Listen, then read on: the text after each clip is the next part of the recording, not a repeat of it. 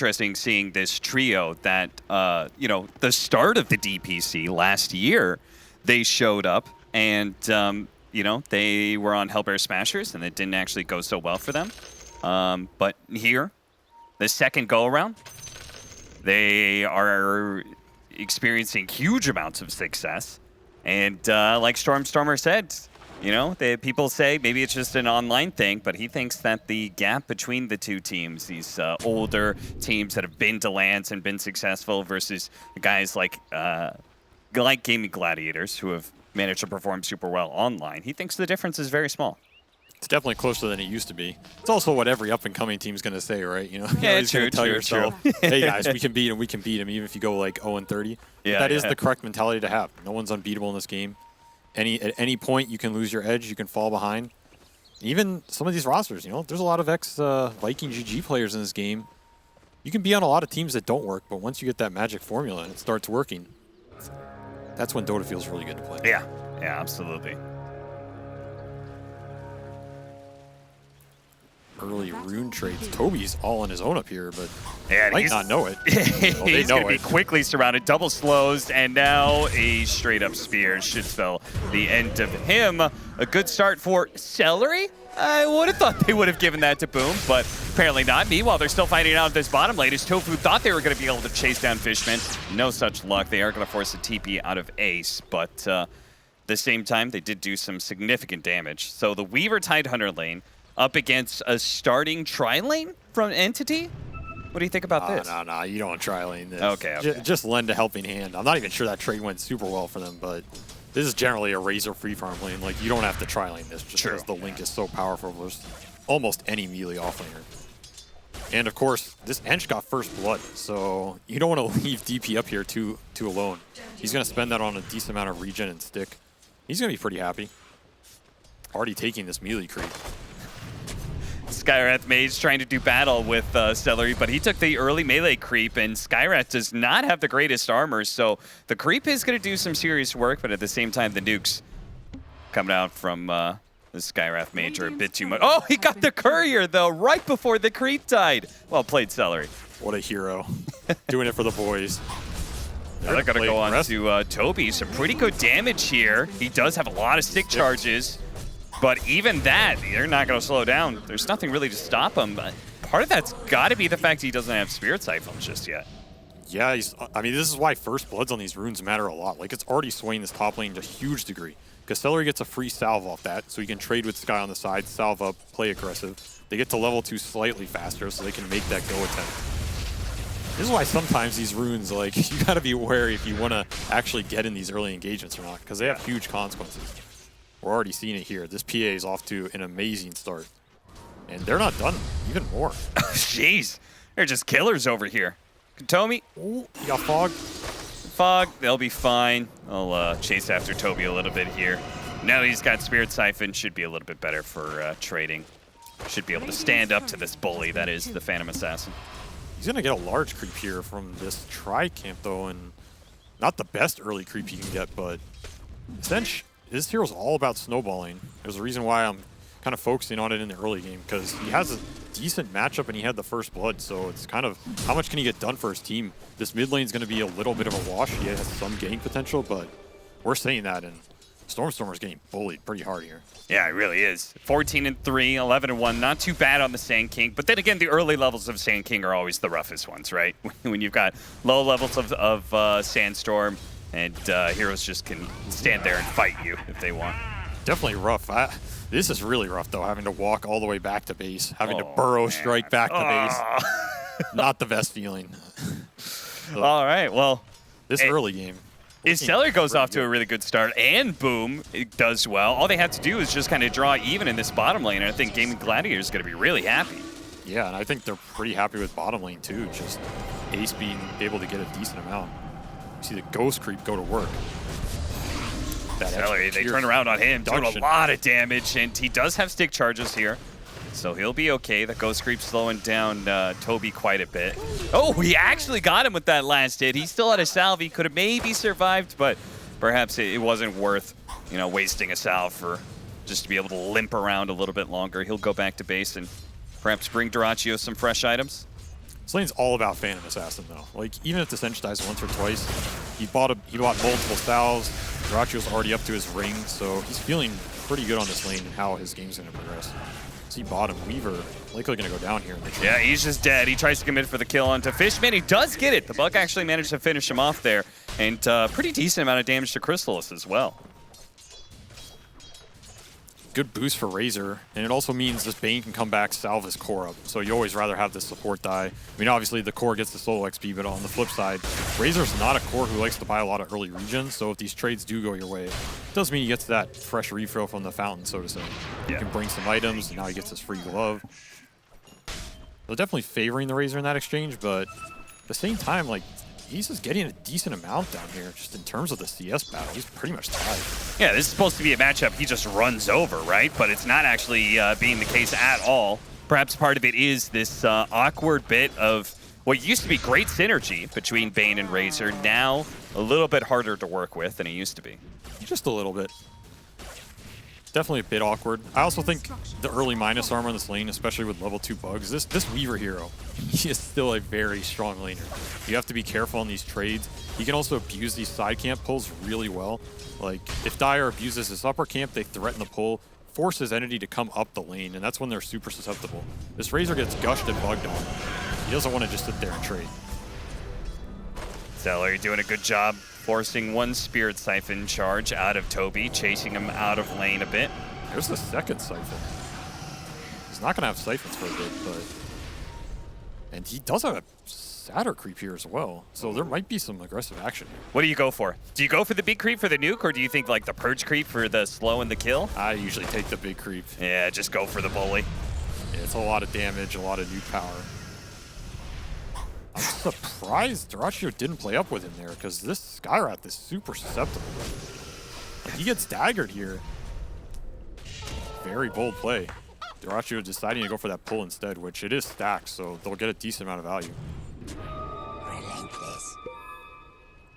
I would have liked to see him join that fight, though, you know. Yeah, I mean, he was doing it earlier. He Yeah. was being very aggressive, but... I think that's part of the power of this PA hero, too, is especially when you have an early lead like this. Yeah. I mean, this is too deep for him to join, but he's just going to get the solo kill. I mean, I would have loved to see him continue that bully by going like an Orb of Corrosion build, you know, on the PA, and just like truly commit to like shoving these heroes out of lane, but... Would have helped a little. It's also a lot of gold committal, though. Like, Sure. maybe he just feels like his start's so good, he's so high level. I mean, he's already level 6 on this Phantom Assassin. Like, if he just gets a super fast Battle Fury, he might just cruise into a really good position in this game, and he can be the boss of this game. The only thing he has to worry about is his Razor. We see early rotations for these runes. Yeah, first use of the arena, but Boom does take a lot of damage in return. They're going to try and finish him off with just the two supports. They offer a lot of damage between the two of them, and it's just enough to be able to get the kill on Boom, and almost Tofu as well as he skitters on out of there. Oh, the backstab by Celery, the Satyr. He shows up and gives Skyrath Mage the old 1-2 punch. XP for his Weaver while he TP'd bottom to soak up some more. So Ace goes to base. Still a bit away from Ravage down here. This Ench can have a decent impact on this bottom lane. At the same time, you have to think about this DP closing in on 6 top. That's kind of Entity's big, like, you know, momentum swing they can cause in this game in terms of syncing up with this Death Prophet, using her to blow up in the safe lane, especially versus in a lane that didn't really go their way. So that's a huge momentum swing if they can find it. And it's kind of be up to Gaming Gladiators. Like, are they going to look for the trade? Are they going to try and defend this tower with their PA, who's super strong? Yeah, what would you do? Because they don't really have the best tower pressure. They have Enchantress, but unless she finds a Dark Troll Summoner, oh, I mean, they may not come to that decision fast enough. Durachio's already being assaulted right now underneath his tier 1 tower. They're chasing him down. They need some help from somewhere, but Durachio, he's not going to be able to get it. He's going to jump away in 1 more second, gets a little bit more distance, but they're just going to keep hunting. There's nothing stopping Entity at this point. I really did not like this. Like, they knew this DP6 is coming. You know your PA is your strongest hero. She had the best laning phase. If she wants to defend this tower, you have to bring somebody, but Ace has no TP, Mars has no TP. The Weaver TPs, he's level 4. I mean, he's not saving her. And Ench TP'd bottom earlier, so the capability was just not there. Just a mistake by Durachio, I think. If your team's incapable of defending you up there, you have to choose a different route in this game, which is likely go bottom and kill Razor. Which is what he's going to choose to do now, but now it's a minute late and he gave up this death, right? Yeah, Chrysalis, yep, he makes the read. He said PA's back up. We've taken the top tower. He's coming bottom, so I'm going to get out of here. A very unfortunate minute, because PA lost a huge amount of momentum off that. I think she could have used her strength to make the first move, blow the early laning phase open a bit more. And unfortunately, it's going to slow down some of her timing. On the flip side, that was the correct play for Entity. Use this Death Prophet ult to get the maximum value, and they definitely got the maximum value. Like, yeah, he got more than just the tower he was hoping for. All right, look at a little bit more big picture. How do you foresee like the back and forth of this game going, right? I mean, I'm looking at it, Entity's got to be the aggressors with a Razor carry compared to a PA. They do have a decent amount of time in this game. I wouldn't say the PA just destroys their lineup with like, you know, raw Battle Fury BKB, which just looks like she's queuing up. She's pretty strong, but she still has to worry about the grip. She has to worry about the link in a fight. She has to worry about Death Prophet just shredding her if the Death Prophet doesn't get bursted. And Mars Tide going in with her, these are tanky heroes. They have a lot of team fight control, but they're also not necessarily going to burst these heroes down super fast in the early game. So this PA has to be careful for a while, and that's kind of the window I would see Entity try to abuse here. Like, abuse the fact that this Sand King can have a super fast blinker bots, play with him with your supports, get action going, you know, stall these kind of clunky heroes from Gaimin Gladiators up so that your Razor can hit a favorable timing here versus the PA. Because yeah, ultra late PA is a terrifying hero. There's not a lot that directly stops her outside of you're just so tanky you can fight through her damage and see her on the other side. Well, we're going to see how Entity use that first key timing here of the Blink Dagger on Stormer. This is a hard smoke to land. Like, pretty much the only way you're going to concretely land this type of smoke is going directly into the triangle, but they feel like all the heroes are off the map, so it's just too scary to run up here. Yeah, and probably for the best. Skywrath Mage is already in a good position to intercept. Yeah, they are defending this Ancient stack, which goes Sand King's way, and he's almost level 10. He's got a haste rune. Death Prophet ult is back up, and he's going to look to make a move here, and it's probably going to be for either tier 1 mid or some fight around enemy triangle, somewhere in this area, I would imagine. Because they probably feel pretty strong now, and like you said, aggressors, that is the name of the game for them. Use your early Skywrath and Bane strength to force the game open. Well, first opening is going to be on Celery. The 5-position Enchantress is going to die. Not sure if that's the greatest reveal of the Blink Dagger ever, but if it gives them enough of an advantage to maybe poke at this mid tower, it could be worth it, but I don't know, Ace is already there. It's hard to push into a Tidehunter. Yeah, if the Mars and Tidehunter can get to the tower defenses, it's super difficult to just run into them until you have BKBs. That tier 1 top was kind of taking advantage of the fact that some mistakes on the Mei were made in terms of teleports or the lane pressure added up, but that's not always necessarily going to be the case, so it can be kind of hard to just run your head in here. Though I would like to see them try and use these support ults somewhere on the map, because they are very powerful right now. And that is kind of one advantage you have. Like, Ench Weaver can out-skirmish you, they can play these lane shove games, but if you enter into the actual engagement, Skye and Bane are going to blow up the course at this point in the game. Yeah. This should make my life easier. And that's also part of this mid-Sand King. The benefit is he becomes one of the fastest online Blink initiators if you go this Blink build. So that's another reason you really want to use this, enable your supports. And you see it, 2-man smoke top, Sand King Skywrath. Let's look for the PA if we can get her, which is, it's looking like a decent shot here. They have this super good ward they had from earlier. Yeah, this is just beautiful.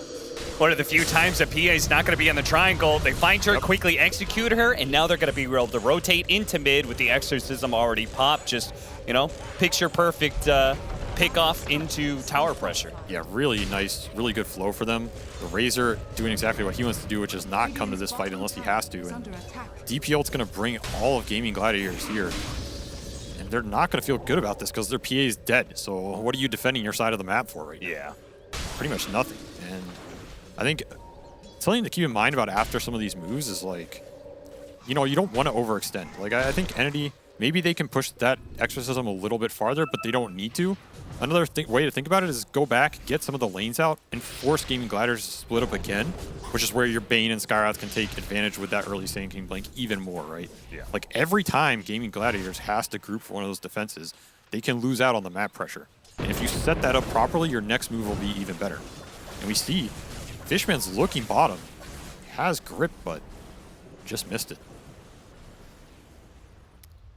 That's the type of thing you want to be looking for, though. Yeah. You get that pick off, then boom, you're back to pressuring mid or something again. And it's just kind of like, they just keep on. It's like in any sort of fighting sport, right? You get somebody on the back foot, they start stumbling, you keep up the pressure, they're not going to be able to get back on their feet correctly.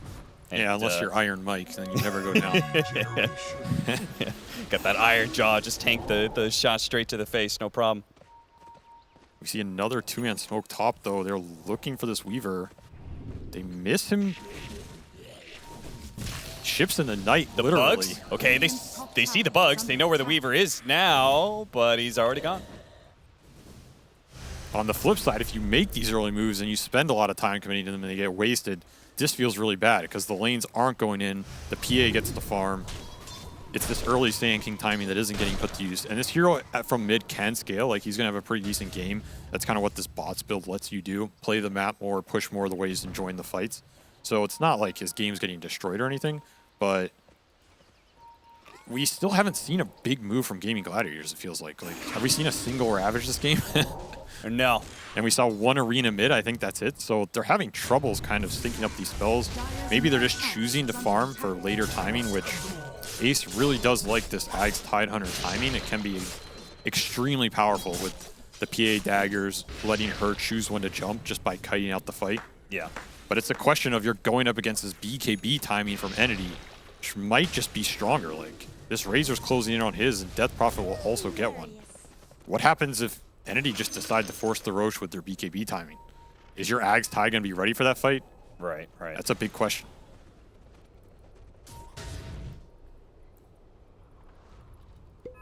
Well, you now have the Boots of Travel. Wait, what just happened with that whole Blink Dagger thing? Where did half of his gold go? I was about to ask. He lost 1,000 gold, right? Oh, he bought the shard. Oh, okay. Oh, okay. Yeah, always hidden. Okay. I would have figured with the pressure that we were talking about, like, Boots of Travel would have been like a must-have as quick as possible. He's going to try and go for the execution on a Tofu, but I don't think that stun lasts long enough. It doesn't. Tofu gets off the ult, and now that's an Epicenter on cooldown. They do find a kill on Celery, but Celery's honestly just been poking into this jungle pretty aggressively for a while now. There's an Exorcism mid as well, which took that mid tower, so this Ench is struggling to get onto the enemy side of the map, and he doesn't really have the best heroes to help him. This Weaver's kind of been split pushing, trying to deal with the lane pressure, and meanwhile, he's pretty farmed, but at the same time, kind of feels like Entity's getting away with a lot more map control than maybe they should, depending on how this mid-Mars is supposed to function.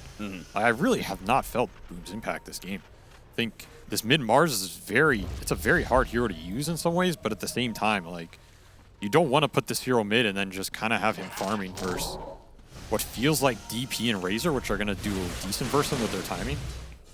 So they're trying to get some more done here. Looking bottom. They're going to dive in deep for this one. Skywrath Mage is going to be caught. Immediate TP's coming in. Can Gaming Gladiators get out of this situation? The Arena's going to be able to keep Crystallis at bay, but the TP, that's going to get canceled pretty easily. Tofu going to stick around and see if he can help out Boom where he can, but they're just waiting for another teleport to be able to come in because Boom, he's pretty tanky, but against 3 different heroes and the Spirit Siphon especially slowing him down, it's not going to be tanky enough. They have unlimited damage here on Entity right now. Crystallis was kind of pushing forward in that fight, expecting there to be like a Tidehunter lurking back there or an Ench. You know, he already has BKB, but he doesn't want to get caught out. There's just nobody there. He's like, all right, I'll just collect the kill. It seems like Gaming Gladiators seem to have a slightly different philosophy to you in their They seem to be a lot more content with just holding their side of the map and letting the PA farm for a while. You know, like you were saying, like the Tidehunter and the Mars, like they're not really making any aggressive moves. They seem to just kind of be all in on this PA. Like, do you think that's fine? Or do you think they're in danger of getting this like mid-game timing you were talking about where the BKBs and Entity just takes Roshan and starts running at them? I mean, I think this timing's scary just because these BKBs are so powerful right now. I don't think PA has the damage to cut through them just yet. At the same time, they are getting a decent amount of farm on the map. This Weaver is pretty jacked, and Ace caught up a lot. So they're going to have a pretty powerful timing of their own. I think Entity needs to push the next Exorcism for Roshan as we're going to see this Ench go down. I wouldn't be surprised to just see them go into the pit here. Yep, they already ping it. Good call. Toby. Yep, more than willing to pop the Exorcism to take the first Aegis. This is not an Aegis you just sit and farm with, though. This is, to me, an Aegis you need to get stuff done, close out the map, kill some vision, constrict where the PA and Tide can continue farming to actually build a net worth lead. Yeah. Like, if we see in 5 minutes that this net worth, and we're already seeing Game Gladiators still up 4K, right? In a game where they've kind of played the defensive role.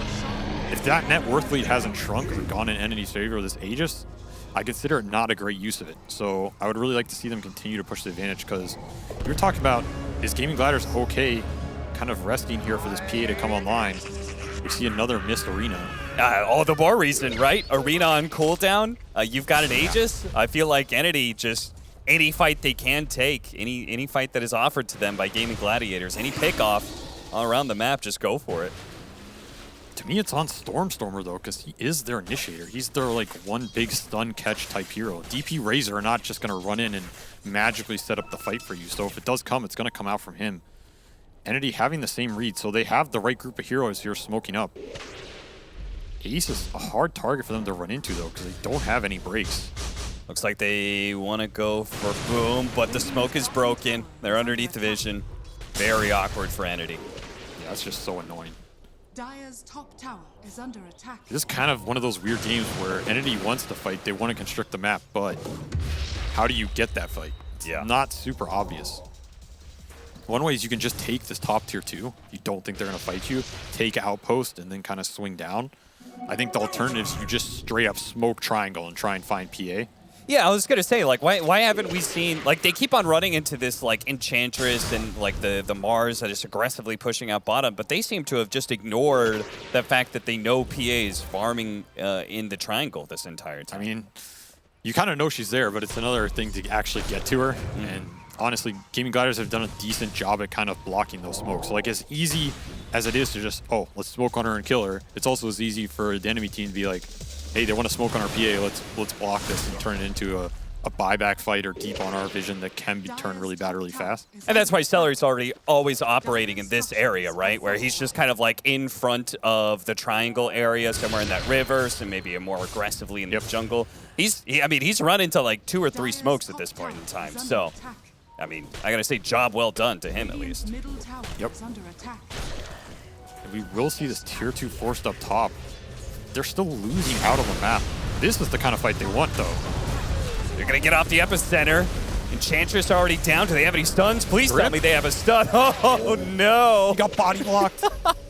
Oh dear. Fishman couldn't get there in time, and that means Ace is gonna be able to get away, and this just feels like that's half the Aegis timing already. And if anything, the net worth has actually gone up from 3K to 4K. Yeah. SVG. This is not looking so hot. They're not getting the punish on the map they need. Just heroes feel too tanky for them to like find the picks without huge numbers. They're gonna find the Mars bottom again. There is a grip here. Yeah, they have the Fiend's grip, and they're just gonna go for the Weaver. And the damage is a little bit slow, but I guess they got the silence over the top, so the disables are far too many. I think this should have happened a long time. I think that tier 2 should have gone down faster, and I think this kicking them out of your jungle should have happened a long time ago. Yeah. Because now we're going to see the net worth swing, because Gaming Gladiators are going to get constricted to their triangle, especially after they lose some vision here. But like we were saying, it's a huge amount of your Aegis timer kind of down the drain, and I think it just took a little too long. Yeah, 1.5 minutes left. We still haven't used it to be able to kill the PA. It hasn't happened in a big team fight or anything. They haven't like actually asserted control over the triangle and gotten any vision down there just yet. It's concerning, and I have to wonder what exactly this mid Sand King is going to do as it scales on. We can see he's going to go for the Ethereal Blade, so there are better scaling options for this hero than there used to be, right? But I don't know if I'm quite convinced by it. This build does a lot of damage, I'll give him that. It does a crap ton of damage. Yeah.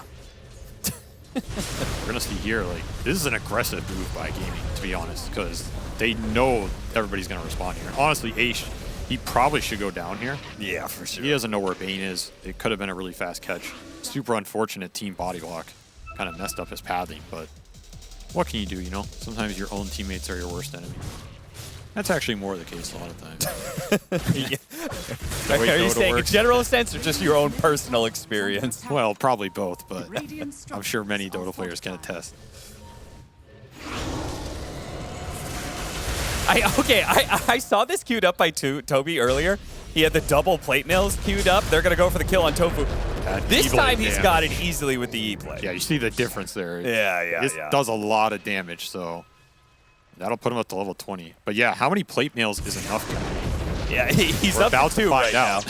He's up to 2. Crystallis has got his own plate mail. Nice Ravage onto 2. Boom's immediately going to follow that. What a beautiful spear. A well-executed gank that Entity did not see coming whatsoever.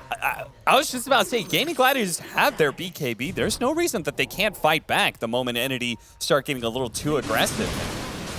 Boy, was that it right there.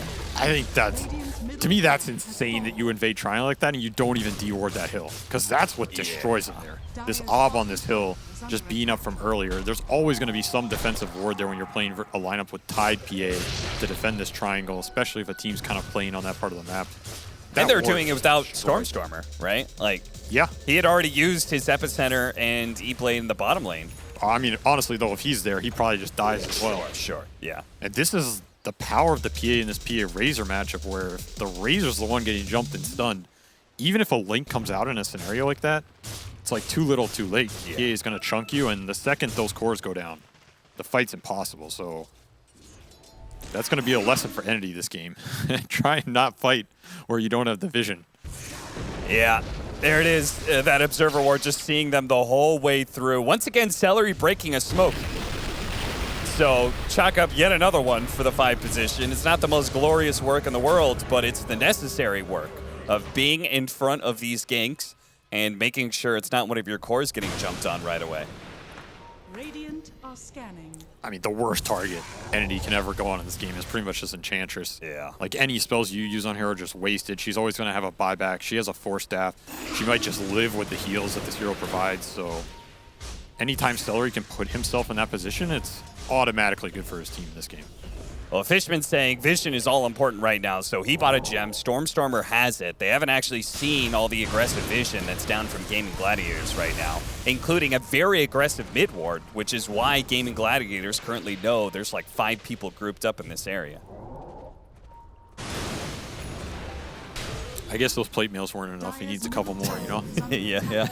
Well, I mean, our Death Prophet now going for Eon Disc as well, so. Aeon is very good. Aeon will be very good this game for a long time. Yeah. Just because that initial jump is what's going to destroy them in these fights. Though I say that, and honestly, this Tide Ags plus the Weaver Bug plus now full Deso on Dyrachyo. Under attack. There's not enough plate mails in the world. Not enough plate mails to defend against this, I'll tell you that. Where's like the sacred relic version of an armor item, you know? What, 6 plate mails combined into Optimus plate mail prime or something?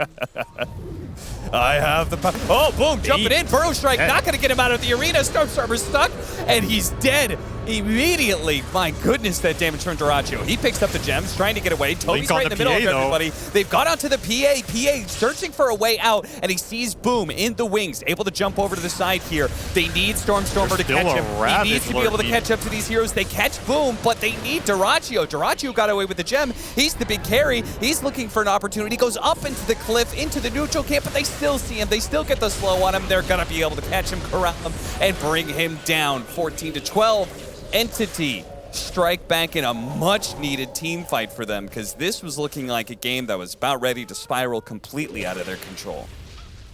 Good use out of the Sand King buyback. I was about to say he's their highest net worth. That's one way to use it. Just tank the jump and then buyback and turn the fight.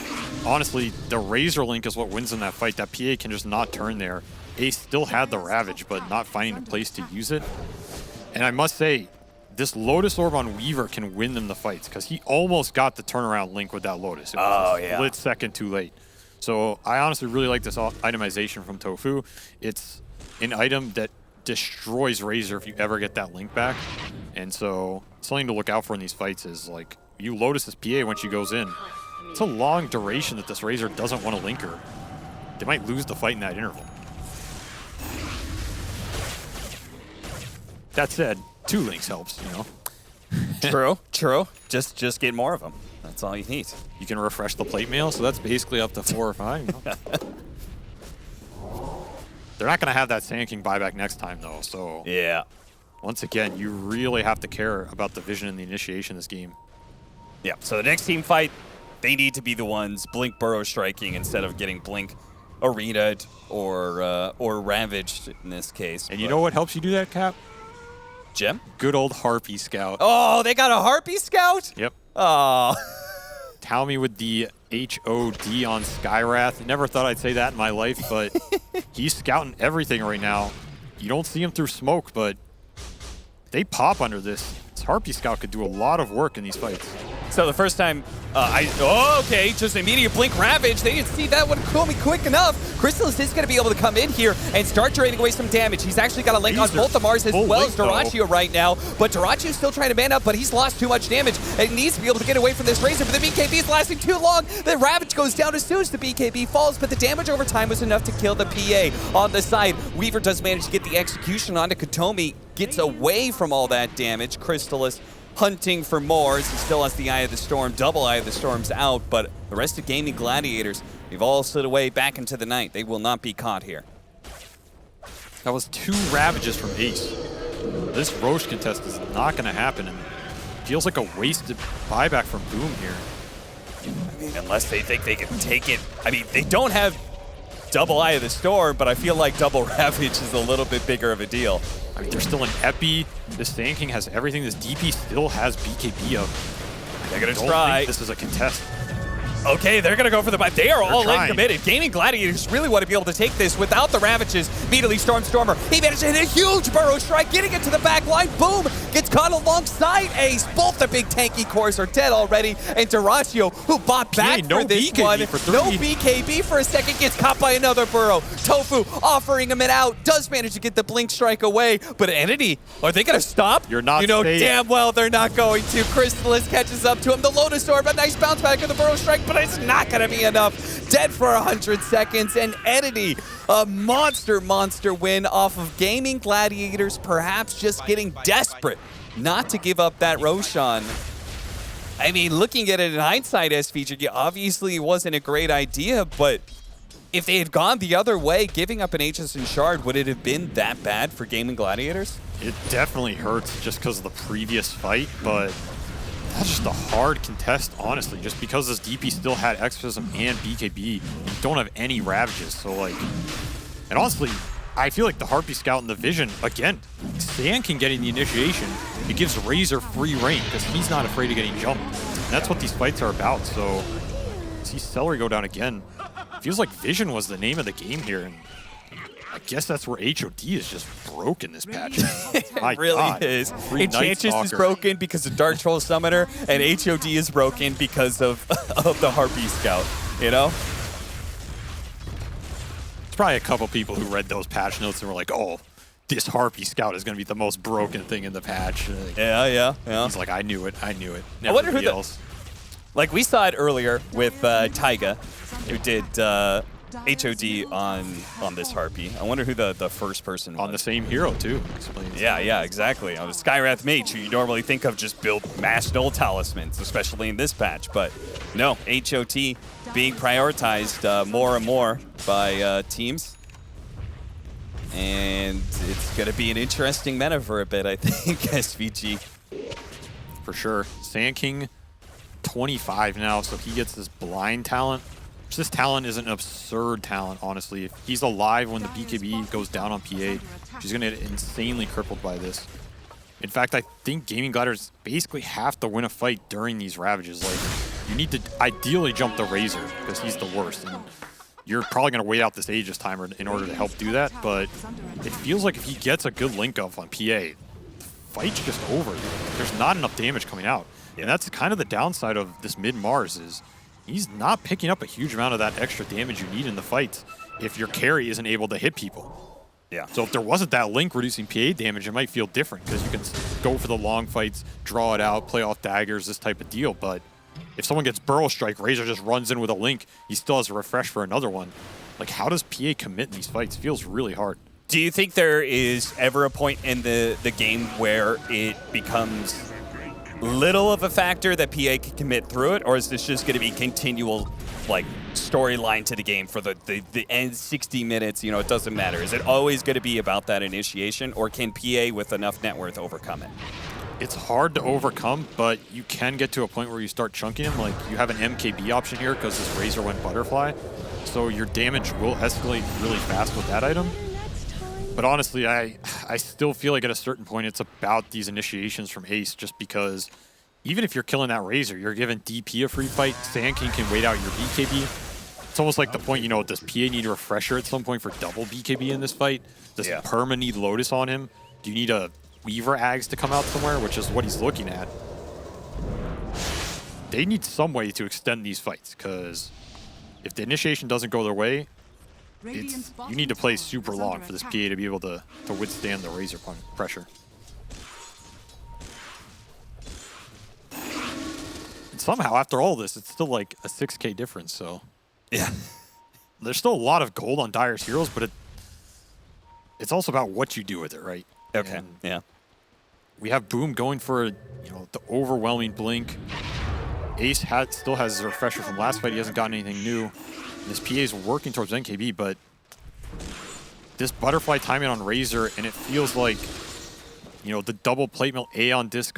There's nothing to break this Aeon disc really either. Yeah, yeah. And there's two, one on SK and DP. Just feels like there's not a good enough way to deal with this itemization at this point. And Sand King just going in. Yeah, he's just charging in. Okay, Tarachiu's just gone. Caught him. No BKB opportunity, just gets blown up in that short stun duration. He's dead for 80 seconds, so that's at least one lane of barracks. I cannot see a world in which Gaimin Gladiators can fight without the PA, so probably multiple. Well, they used to have a carry that we were discussing. Yeah. They don't anymore. Now it's a 4 versus 5. Naked 3 versus 5. I mean, honestly, what's the point of buying back on Celery here? Not really any. I don't see them ever winning this fight without the PA, especially still into this Razor Aegis. I mean, at least the Exorcism is going to wear out, so they're going to be slower at pushing, but they still have 45 seconds to be able to take this lane and then maybe still go bottom. I mean, this is a slow Rax death for this late in the game, I'll tell you that much. Razor wishes he had some Aghanim Scepters here. He might have just thrown them, but yeah, seriously. They're still going to be super happy with this. And they still have 25 with no PA, so I could see them want to jump here. Yeah. 10 more seconds for the Aegis, so Gaimin Gladiators. Okay, no. Entity aren't going to call it quits here. They say, okay, we got 2 lanes to barracks. Let's not get too greedy and get into some desperate dogfight underneath their tier 3s. We could just back up, reposition ourselves, get our next round of items, because everybody has been getting crazy rich. You know, we had the Eon disc picked up on Storm, and now he's got a full-out Shivas on top of another 3K gold. Abuse the Harpy, you know. Stand behind it. Let it be your guide. Yeah, look at him. Just chilling out, getting vision inside of the enemy base. Gaimin Gladiators don't even know. Yeah, go ahead, drop a sentry. Yeah. Maybe they have vision in our base, guys. Oh, they do. It's just not a war. Smoke. They saw the smoke. Oh, this thing is so dumb. Get this Harpy out of here. Storm's saying, jump me, please. Look at Celery. He's just diving in, trying to break anything at this point in time. Ace goes in for the Ravage, but the BKB had already been popped by Chrysalis. So immediately, Gaimin Gladiators will retreat. They say, okay, we still have a buyback on Tidehunter. We cannot fight into this BKB of Razor. We have to get the first stun in this engagement. And sadly, Chrysalis was a little bit too quick, a little bit too aware of what was happening there. Even if you get it, all 3 cores have Aeon Disc. Yeah, seriously. Like, you're not going to be able to chain stun here. I honestly don't know how you take a fight. It feels really hard. How far away could we possibly be to a nullifier? Like, he needs MKB and they need a nullifier. Yeah, it's awful. They need a lot. They need, like, a spear back into the fountain on somebody. They need a... They need them to, like, all jump and waste spells on Enchantress, and she lives. Oh, here's what you get. You get the Enchantress needs to go and find the Owlbear, the Wild Wing Ripper. Yeah, pull him in. Yeah, because so you get the spear back, and then you pull him in, and then, I don't know from there, but then another spear back eventually. Yeah, you have, like, 3 of those in a spear back. You'll get him to the fountain. Bit by bit. Tier 4s, Entity, doing a really good job as to just securing this game even further. They didn't rush ending it by going for Megas. Now they're sitting back and getting their Tier 4s nice and easy. Gaimin Gladiators not going to have the same luxury. And with this Harpy, there are opportunities for fast pickoffs here. Blink Burrow with the Skywrath Mage. definitely looking. Gladiators' best bet is to win a fight off buybacks. That's kind of your goal here. You're almost not even farming for next items. You're just farming to be able to try and take the 10 on 5 or whatever it's going to end up being. Yeah. That's one way you can negate some of this item advantage. Or find the pick-off. Looking for Toby, but these smokes are hard. They might find him. Yeah, but at the same time, if they don't find him fast enough, the rest of the Dallas team, on the back end. they're coming over. Dyrachyo, he's going to run into Chrysalis. Chrysalis, his smoke breaks. Knows some heroes around. He charges forward. Immediately plasma his field, trying to catch wherever he can. Everybody's blinked away. Dyrachyo has actually jumped over to Chrysalis, but immediately realizes this is not the fight. They're going to quickly get away. A BKB used on Chrysalis, so in exchange for Celery's death, this is probably just Entity chilling out and farming some more until BKB is back up again. It's another smoke and ward down. These are super limited when you're in this position. You're just going to grip them. Yeah, Zane's grip, so much magic damage so quickly. Having, you know, like, again, the Skywrath Mage not going for, like, any items that build up your own damage, like Null Talismans, or maybe you could go into E-Blade, but when you have a mid that goes it for you, that's actually, you know, that's going to feel so good. Yeah, you know, Sand King, you built the magical damage. I'll take care of the auras and the team fighting.